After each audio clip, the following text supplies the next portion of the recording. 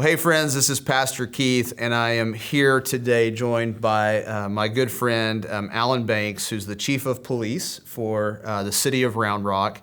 And as we are talking today about justice, now the justice system is bigger than policing, right. But police are a big part of the justice system and a big part of what's in the news right now.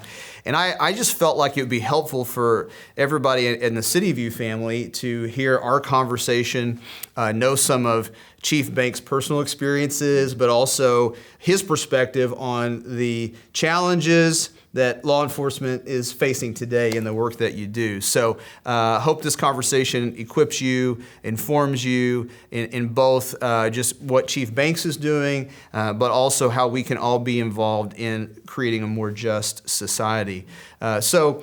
Chief Banks, you and I have talked before, and I know you wear multiple hats as the way you think about your identity. I think there's 4 you've mentioned to me before.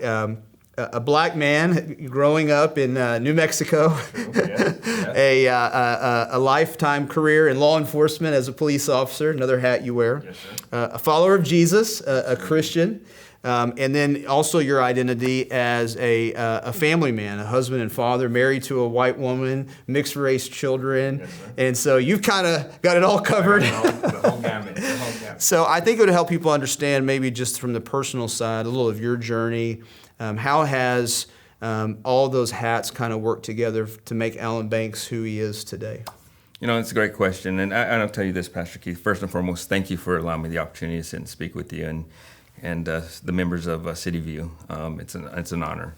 But you're absolutely correct. You know, I do wear a multitude of hats, and I understand the outcry for some people. And just being a police chief doesn't mean that, you know, I don't care. Mm-hmm. What it means is it takes the human side of me to really relate, and I have to relate to understand, to make a difference. Mm-hmm. I wanted to be a police officer since I was in the 3rd grade, and it became my passion. It became my drive to make a difference, because I grew up very poor. I grew up in poverty, and so I knew in Albuquerque, New Mexico. Uh-huh. So I knew what it was not to have a meal at times. I knew what it was not, you know, my mother at that time had to work and take care of 3 kids, 3 boys. My biological father was very abusive, and they ended up splitting, so I grew up in a broken home. And so I made the choice. It was my choice to go a direction that I thought was going to be able to give back to the community and take care of kids that were in the same or had been in the same situation that I did. And that's what led me into law enforcement. And, you know, at the age of 21, dropped a full ride, University of New Mexico, full scholarship, 3.5 years in, and said, I need to be a police officer. Wow. This is where God is calling me. And it is a calling, and this calling is to give back to our community and help people that need the help. Kids like me. Help a kid that's color of skin is brown, or black, white. It doesn't matter. But that's God's calling for me was to give back and make a difference. Yeah. So 21 and a half years in Albuquerque, retired there as interim chief of police. What a blessing. First, you know, and I'll use it. And I didn't get there because I was black, and I never used the race card to make it through the ranks. I worked hard and with God's guidance and wisdom and His protection over me to get to the interim chief of police. And I will say, you know, the first black chief in Albuquerque. But God had another calling for me, and that was come to Round Rock, Texas. Yeah. And so put in 135 applicants put in for this position, and God said, this is your job to make a difference and make a change in the city of Round Rock. Yeah. And I've been here since March of 2014. And it's given me the opportunity to work on a culture that needed their police department. And I truly believe the majority of Round Rock and the police department have a wonderful working relationship. That's really good.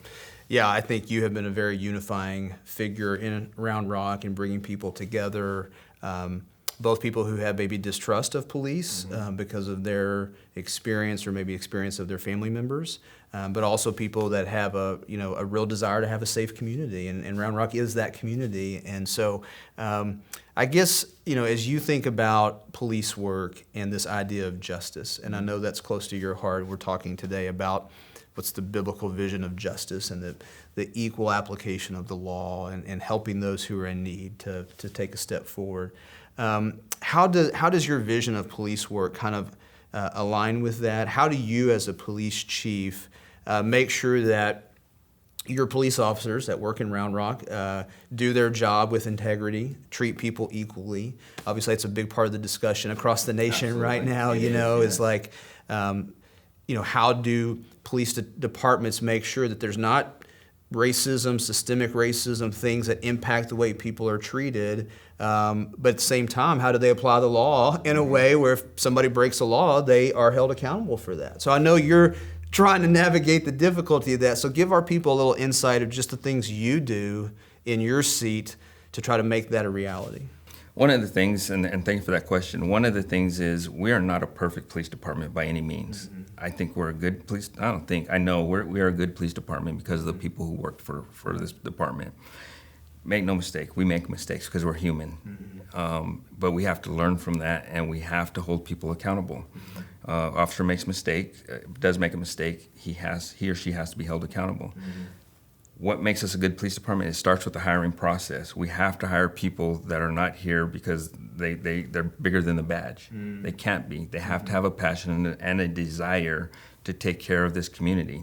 That's where it starts. Mm-hmm. And then from there, it's the leadership. You have to have leadership who is going to hold those people accountable and hire those people that know what your values are. Mm-hmm. My values are community, honor, integrity, and pride. Mm-hmm. CHIP. Community, honor, integrity, and pride. Mm-hmm. Take that chip off your shoulder. We don't need the negative. We want the positive chip. Mm. Community is always first. We'll treat that community with honor, integrity at all times, even when nobody's looking, transparent. And then pride is not sticking our chest out and saying we're cops, we're the best. Pride is we're very honored and we're proud to wear that uniform. Mm. And the injustice is that everybody doesn't have to go to jail. We don't have to put handcuffs on everybody. Mm-hmm. It's the interactions, it's the relationships, it's the education piece. Mm-hmm. I'm a brown or black kid.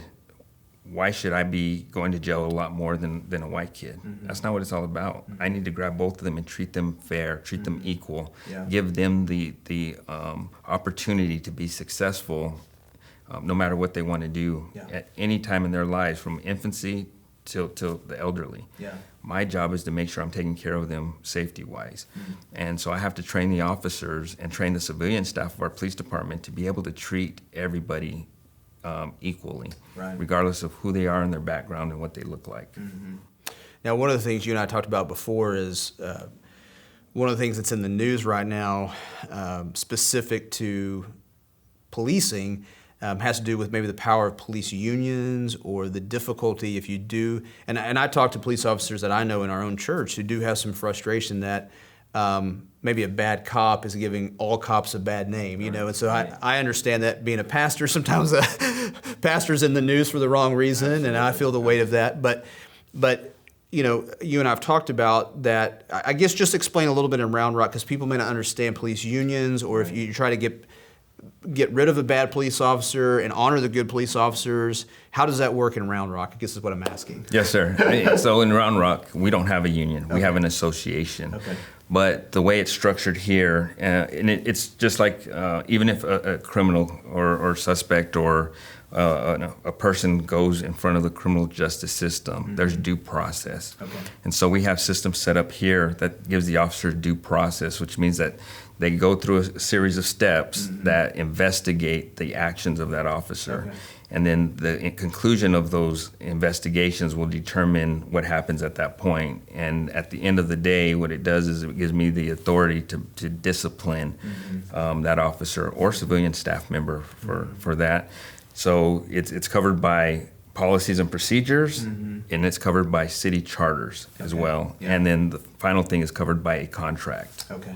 And so sometimes it's not easy. Sometimes an officer will do something that he or she needs to be investigated for, and then it ultimately disciplined. But there are steps in that process based on those the criteria I just gave to final. So it might take a long time before we get to that resolution. Right. And I've often asked people, you have to be patient with the process, because there is a process. And there's some cases I wish we could just terminate a person, but there is due process. It might turn out the investigation reveals more than actually what happened, and we've seen that in several cases, especially in Round Rock, when we have videos that come out from citizens that show 10-second clip of videos that they took on their cell phone. I get surveillance cameras that'll show the entire 2 minutes of what happened or transpired. Yeah. So you're taking all that into consideration as you make decisions. And I think part of so that totally makes sense, that you don't want to make quick decisions based on not all of the information. But part of what I think helps people understand is you do have the authority, once that process has been completed, that if you need to remove a police officer, you can. And I think in some places around the country, we've heard from police chiefs that they can't. Like, you know, I try to remove somebody, but then they get rehired or whatever. And so I think that's encouraging people to know that there is that due process. So cops, you know, who maybe are accused of something they didn't do can have their case heard. But then if there is somebody who's doing their job inappropriately or needs to be disciplined or whatever, that can happen too. And I don't think people understand that whole picture. Well, not only can I have. Okay. And that's what's important, is you have to take the step to remove an officer that does not deserve the right to wear that badge and that uniform. Right. The saying is, a good cop hates a bad cop worse than anybody, right? And we do, because it makes us all look bad. Yeah. Well, and I have felt that even through the George Floyd episode. I know you were real quick to post and say this is totally inappropriate, and I haven't heard any cop defend anything, you know, that cop did to George Floyd. And so I think that's your point, is like, hey, when we see our own do something wrong, we're going to call it out. And I said that, and I put that on social media immediately. You know, and I typically don't Monday night quarterback actions of other officers or anybody in particular, because I truly believe we got to get all the facts first. Right. The video was I mean, you look at that and your heart breaks. It doesn't matter, you know, you have a man pleading, you know, for his life. The actions of the officer, I mean, it's just, there was no call for that. And to me, immediately, as we as chiefs, as executives, we have to take a stand. And it's not only the actions of that one officer who had his knee on George Floyd, but you as an officer, and you're standing around that scene, and if you don't take action, you need to be held accountable as well. And so, yes, I you know, and I'll be the first one to say that any officer that steps out of bounds needs to be addressed immediately. The problem, and you know, what's going around right now, some of the debate in the nation is what we call gypsy cops. It's an officer that gets in trouble at one agency and they quit and go to another agency. And we as agencies, if we're not doing thorough backgrounds, then all we're doing is transferring the problem to another agency. And the problem doesn't go away, it just goes somewhere else. So there needs to be a mechanism to weed out those folks, so we don't end up with an issue like George Floyd. And so it takes us to be very vocal and to get something and put something in place. Because I can talk all day long about it, but if I'm not taking action, it's not going to change. Yeah, that's really helpful. Thank you for that context. I think one of the questions I want to ask you, because you know, I know many police officers in our city. I still get nervous whenever a police officer pulls up behind me, or you know, I think everybody, especially if you have distance from the police community, either because of distrust because of something in the past, or because you know, your heart races when you know maybe my teenager gets pulled over and he comes back and he's sweating and he's nervous and whatever. But some of that can just because you don't know police officers. Right. And so part of, I think, my heart and your heart is for people in the community to know their police officers and know their police department. And you've done some things to help build that bridge, but I'm not sure everybody knows about that or how to do that. So give us a few insights on, you know, somebody that's watching this, part of the City View community or the broader Round Rock community, says, here's how you can get to know the Round Rock PD better. It's funny you say that, because I'm the police chief, and I see an officer behind me, I automatically look at my speedometer and make sure I'm doing things right. So I think we all it's instinctive. Yeah. We all get nervous of that, because what we know about police officers is we're there to enforce the law. And majority of us are good law-abiding citizens. We do have those interactions with folks who just don't like police, and sometimes they turn confrontational. So I've worked really hard to bridge that gap, to start those relationships, start those talks with our community, because I want the community to trust us. And I'm not going to reach everybody, and I'm not here to brainwash anybody. We need those relationships to make us a stronger community. Yeah. And I've often will put out there is unity in one community. So community, the 5 last letters is UNITY. That's unity, and that's what's important. And so some of the steps that we have in place at the police department is our Citizens Police Academy. 13 weeks, 1 night a week. We want you to come and be a part of us and let us talk to you about what we do in the police department. Get an opportunity to meet some of the officers and civilian staff that have the passion to make that difference in our community. It's not a brainwashing session. It's at least you'll have a perspective that you've never had before. Junior Police Academy, we put our youngsters 8 to 14 every summer, barring this summer because of COVID, but 8 to 14, we bring them in 6 weeks, 1 week sessions, and we want those youngsters to start relationships with our officers because I don't want them afraid of the uniform. And you know this, is you're not taught to hate. I mean, you're not born to hate, you're taught to hate. And when mom or dad is taken to jail because of whatever, then their negative reactions towards police officers now are sent to their children, and then that continues to boil over. So we want to start those relationships with our youngsters as well. We have to invest in them, and I truly believe if we invest in our youth, they're going to be our productive citizens in 5 and 10 and 15 years that are not going to interact with us in a negative way at that point. So we have numerous programs that are set up in the PD to just come and be part of it. We do about 550 events a year, community events a year within the city of Round Rock, because we want to be a part of the community, and we want the community to be a part of us. We have to do it together. Yeah, I love that. I love your heart for that relationship with the community. And I don't know how you do all that you do as far as the number of places I see you and events that you're at. And, just as a community leader and member, that means a lot to me that you do all of that. So thank you for that. Thank you. I do want to make sure that City View family knows that September is Police Appreciation Month. Yes. And as our whole nation is having this conversation about relationship between communities and police in the different cities around our country, one of the things that we want to do as a church community is we want to pray for our police officers, because even as we're having these important conversations, we know that police officers are putting their life on the line day in and day out for the safety of our community and to make sure that our community is a great place to live. And it's a hard time to be a police officer. And so I know you've shared with me that many of the conversations you've had with younger cops in the department who are struggling right now. And so I just want, maybe you can give our church family just a couple of ways we can pray for you all right now. And that's important. So thank you for the opportunity, and thank you for praying for us. And I will start off. It is the toughest thing to talk about is problems or issues, and if we don't talk about them, they just continue to fester. And so what I asked, the very first thing I asked for is pray that all of us have an open mind to listen to each other, because if we don't listen to each other, we can't get things resolved.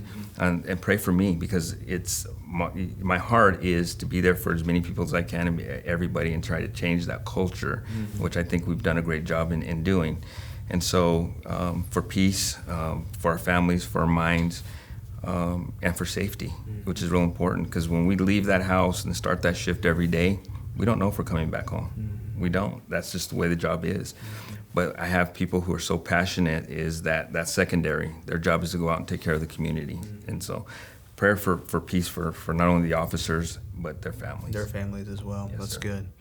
Well, thank you again for your time today. We honor you as a church family, and we're thankful that God has you right where He has you in our community, and really thankful for your what you do in your job, but also just your heart for the Lord. And I think as a faith community here at City View, we just want you to know that we're praying for you, and just know that your relationship with the Lord is the thing that sustains you through all these difficult days. Sure, for sure. Absolutely. I keep God number one. Thank you. Thanks, City View. Yep.